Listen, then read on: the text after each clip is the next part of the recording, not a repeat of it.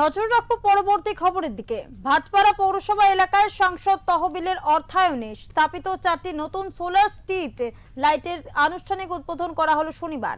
Solar street লাইটের উদ্বোধন করলেন রাজ্যের শ্রম ও পরিবহন মন্ত্রী অর্জুন সিং। এই উদ্যোগের ফলে সংশ্লিষ্ট এলাকার রাস্তা ও জনবসতিপূর্ণ অংশে রাতে আলোর ব্যবস্থা আরো উন্নত হবে বলেই আশা প্রকাশ করেন উপস্থিত বিশিষ্টজনেরা।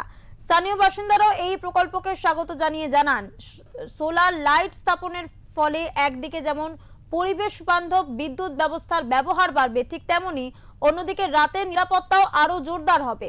এদিনের উদ্বোধনী অনুষ্ঠানে এলাকার জনপ্রতিনিধি, পুরসভার প্রতিনিধি সহ বহু বিশিষ্ট ব্যক্তি ও সাধারণ মানুষজন উপস্থিত ছিলেন।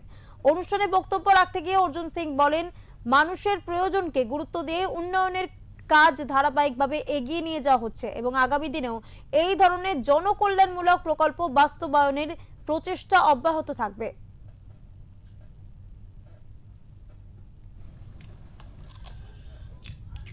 চারটে এখানে আছে আর দুটো মসজিদ, দুটো কবরস্থানে দেওয়া ছিল। এটা সব এমপি ফান্ডের, এমপি ফান্ডে তখন তো লাগাতে দেয়নি, এখন ওটা কাজ হচ্ছে। দত্তপুকুরে স্কুলের আছে, স্কুলে দেওয়া হয়েছে। কাকিনাড়া ক্লাবে আছে, এরকম অনেক টাকা আছে যেটা আগে খরচ করতে পারেনি, এবার খরচ হচ্ছে। এটা কি এরা কি এই তৃণমূল কি এমপি উন্নয়নে তো দিশা কমিটি ছিল না, এবার তো আমরা দিশা কমিটিও করে দিয়েছি। ভাই উন্নয়নের ব্যাপারে আমাদের মুখ্যমন্ত্রী সরাসরি বলছেন কি সবাইকে রাখতে হবে, সেখানে উন্নয়নের সঙ্গে তো পলিটিক্স করা উচিত না। মানে ঘাটে নানা রকম অসাধু কিছু কাজকর্ম হয়, এবার রাত্রিবেলা অন্ধকার থাকে, এই জন্য এখানে লাইট লাগানো হয়েছে।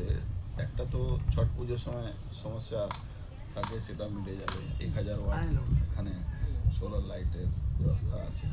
এবার তারপরে এই অসাধু শক্তিরাও বাইরে থেকেও লোক নজরদারি করবে।